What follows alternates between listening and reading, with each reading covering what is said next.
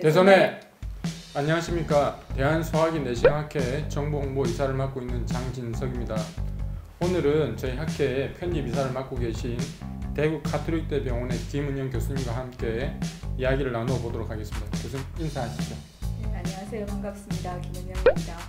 네, 교수님 오늘 주제에 앞서서 저희 학회 공식 저널인 클리니컬 엔도스코피에 대해서 소개 말씀 좀 해주시면 좋겠습니다. 대한소화기 내시경 학회지가 1981년부터 만들어져 오고 있었는데 30년 지난 2011년에 영문 잡지인 클리니컬 엔도스코피로 바뀌어서 발행하게 되었고 지금은 2달에 한 번씩 발행하고 있습니다.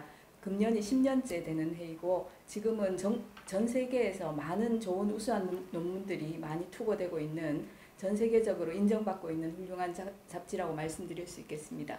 네, 교수님 소개 감사드립니다. 그러면 이제 오늘 주제에 들어가서 오늘 주제가 이제 위종양이 위암이 아니면 그럼 뭔가요? 라는 제목으로 말씀을 나누고자 합니다. 먼저 저희가 이제 일반인들한테 많이 물어보고 많이 듣는 질문 중에 하나가 점막하 종양, 상피하 종양 이런 이야기를 하면 무슨 이야기인지 도대체 못 알아듣는 사람들이 많이 있습니다.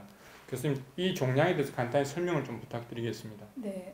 종양이라고 하면 일반인들이 암이라고 생각을 하는데 사실은 종양이라고 하는 것은 몸에 정상적으로 있지 않은 어떤 덩어리를 종양이라고 합니다. 그래서 그 종양을 크게 양성과 악성으로 나눌 수 있고 악성 종양이 암이라고 할 수 있습니다. 그럼 양성과 악성의 차이는 양성은 어느 정도 자라서 공간을 차지하지만 그것으로 끝나고 더 이상 몸에 큰 영향을 미치지 않는 반면에 악성 종양은 끊임없이 자라고 번져가고 하면서 몸에 치명적인 영향을 미치는 것이기 때문에 양성 종양과 악성 종양을 한꺼번에 종양이라는 이름으로 불러서 네. 종양이라는 것이 즉 암이라고까지 생각하실 필요는 없을 것 같습니다. 네, 종양 하니까 아마 일반인들은 혹시 암 아닌지 아마 그렇게 생각하는 것 같습니다. 추가로 해서 그 점막하라고 하니까 점막층 밑에 생기는 종양은 맞는 거죠? 네, 맞습니다. 점막이라고 하는 것은 우리가 음식물을 먹으면 입으로 먹어서 이제 나중에 그게 변으로 항문이 돼서 나오는 그 전체 기를 위장관이라고 하는데 이 위장관의 제일 안쪽 면, 음식과 닿는 면을 점막이라고 합니다. 그 점막의 아래쪽이 점막하인 거죠. 점막에서 주로 생기는 것이 암입니다. 네네. 선암. 근데 이 점막이 아닌 그 아랫부분에 생긴 어떠한 덩어리, 그것이 점막하 종양이 되겠습니다. 그러면 제가 알기로는 우리가 이제 일반적으로 내시경 검사를 해서 위암이 있다 없다 판단을 하는데요. 이 점막하 종양, 상피하 종양은 조금 더 세밀한 검사를 아마 해야 되는 걸로 알고 있습니다. 저희 의사들은 뭐 EUS라고 이야기하는데 이 EUS에 대해서 좀 자세하게 설명을 좀 부탁드리겠습니다. 네, 내시경을 우리가 해서 점막을 볼 수 있는데 이 종양은 점막보다 아래쪽에 생기니까 내시경으로 봤을 때는 뭔가 불룩하게 튀어나왔네 라는 것까지 밖에는 알 수가 없습니다. 그래서 그 점막보다 아래쪽을 들여다보기 위해서는 점막을 통과해서 보이는 어떠한 기구를 사용을 해야 됩니다. 그때 사용하는 기계가 초음파 내시경이라는 것인데 초음파 내시경은 내시경과 초음파를 더한 기계라고 생각하시면 됩니다. 근데 내시경 기계를 먼저 입으로 삽입해서 위나 또 십이장 안에 들어간 다음에 거기서 초음파를 비추게 되면 바로 거기에 있는 종양이 잘 보이기 때문에 고해상도의 영상을 얻을 수 있어서 점막하 종양을 보는 데 가장 중요한 검사가 초음파 내시경 검사다라고 말씀드릴 수 있겠습니다. 네, 교수님 제가 알기로는 그 아마 프루브라고 하는 그 스코피가 되게 좀 두껍고 또 물도 채워야 되는 검사로 알고 있습니다. 그래서 일반 병원에서 개인 좀 의원이나 작은 병원은 잘 못하는 검사죠. 검사 그 기구의 가격 자체가 굉장히 비싸서 개인 병원에서 이제 다 일일이 갖추기가 사실은 쉽지가 않고 또 검사 자체가 일단은 내시경을 마스터하고 나서 배울 수 있는 검사법이기 때문에 내시경을 자유자재로 할 수 있는 상황에서 초음파 영상을 획득하고 해석할 수 있어야 되기 때문에 쉽게 가까운 병원에서 금방금방 할 수 있는 검사라고 말씀드리기는 어려울 것 같습니다. 네, 제가 아까 말씀드렸지만 김은희 교수님은 이제 보시는 것도 그렇지만 좀 더 세밀하게 판독하시는 것까지 다 아마 잘 하시는 걸로 알고 있습니다. 그래서 이 EUS만큼은 정말 꼭 전문가한테 검사를 받는 게 아마 맞는 것 같습니다. 그러면 교수님, 환자들이, 가족들이 궁금하게 생각하는 건 이제 치료를 어떻게 해야 되는가 하는 문제인 것 같습니다. 그러면 종양이니까 무조건 다 잘라야 되는 건가요? 아니요, 그렇지 않습니다.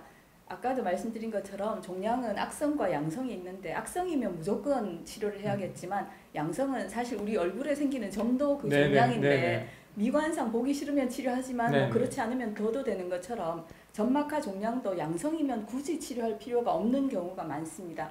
식도나 위, 십이장, 직장 이런 쪽에 이제 점막하 종양이 굉장히 많이 생기는데 일반적으로 양성인 경우가 빈도가 훨씬 더 네. 높습니다.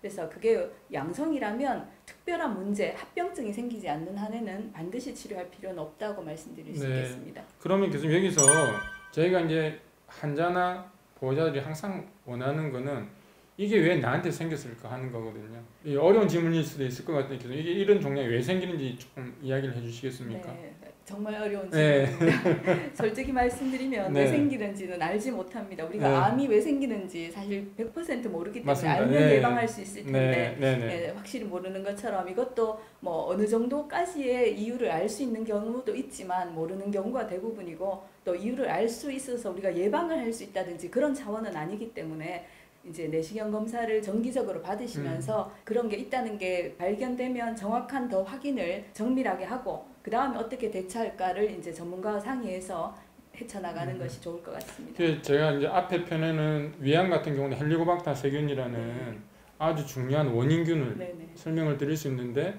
이 상표화 종양, 점막하 종양은 세균은 아니다. 네. 또 음식을 뭐 너무 짜거나 몇 개 먹는다고 꼭 생기는 건 아니죠. 아닙니다. 네. 좋은 말씀 감사합니다. 그러면 마지막으로 그러면 이제 아까 수술이 필요할 수도 있고 그냥 지켜볼 수도 있다라고 말씀하셨는데 그럼 앞으로 어떻게 관리하는 게 좋을지 한번 말씀 좀 부탁드리겠습니다. 네, 점막하 종양은 어디에 생겼느냐에 따라서 그 종류가 빈도가 다양하기 때문에 위치를 정확하게 초음파 내시경으로 파악을 해서 그것이 과연 무엇일까를 추측하게 됩니다. 네네. 내시경에 보이는 화면을 초음파로 봤을 때는 흑백의 그림으로 나오기 때문에 이 위장벽이나 장관벽에서 위치가 어디쯤 되고 모양이 어떻고 뭐 그 성상이 어떠냐에 따라서 아마 이런 것이다라고 추정을 하게 되는데 누가 봐도 100% 확신을 가질 수 있는 종류들이 있습니다. 딱 보면 아 이거는 낭종이야, 이건 지방종이야 다 알 수 있기 때문에 이런 것들은 한번 검사하면 그걸로 확인되고 더 이상 추적 검사는 사실 필요가 없을 수도 있습니다.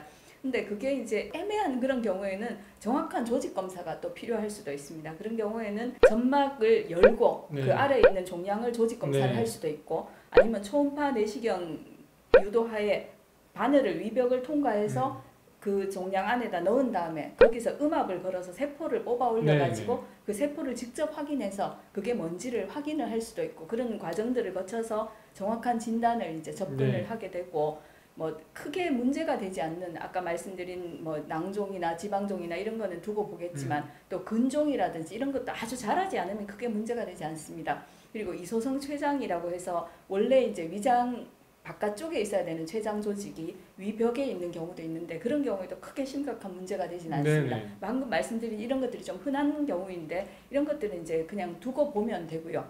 근데 이제 간질 종양이라든지 간혹은 아주 점막하에도 희귀한 암이 생기는 경우도 있습니다. 그런 경우에는 이제 크기에 따라서 내시경적으로 절제가 가능하다.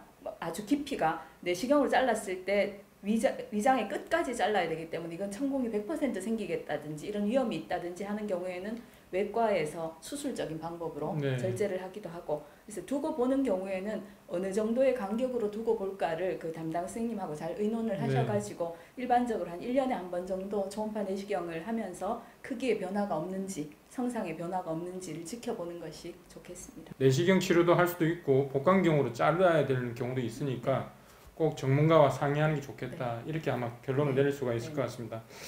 교수님 오늘 뭐 아주 어려운 주제 이걸 이제 일반인들한테 어떻게 설명을 잘 할 수 있을까 저도 사실 좀 고민도 됐고 많이 궁금했는데 교수님 아주 좀 편안하게 쉽게 잘 설명을 해주셔서 너무 감사드립니다. 오늘 이제 끝으로 평상시에 이제 우리 환자들을 대하시면서 아니면 학회 활동을 하시면서 하시고 싶었던 말씀 계시면 편안하게 그냥 하시면 되겠습니다. 네. 이제 환자분들이 외래 오실 때 건강검진 결과지를 들고 눈이 퉁퉁 부어서 오시는 분들이 있습니다. 그러면서 검사 결과지를 보여주시면서 내가 이제 종양이 있습니다. 이게 암인 것 같은데 어젯밤에 한숨도 못 잤습니다. 이를 어떻게 하면 좋겠습니까? 아마 고민을 하시는 분들이 많으신데 말씀드린 것처럼 점막하 종양이 곧 암은 아니기 때문에 건강검진 결과지가 그렇게 나왔더라도 너무 당황하지 마시고 다양한 병변이 있을 수 있으며 특히 그 중에는 양성이 더 많다, 악성인 경우는 더 적다. 마음에 안심을 하시고 찾아주시면 감사하겠습니다. 예, 교수님 오늘 아주 좋은 설명 또 친절한 안내 말씀 감사드립니다. 대단히 수고 많이 하셨습니다. 감사합니다. 엔도 투게더.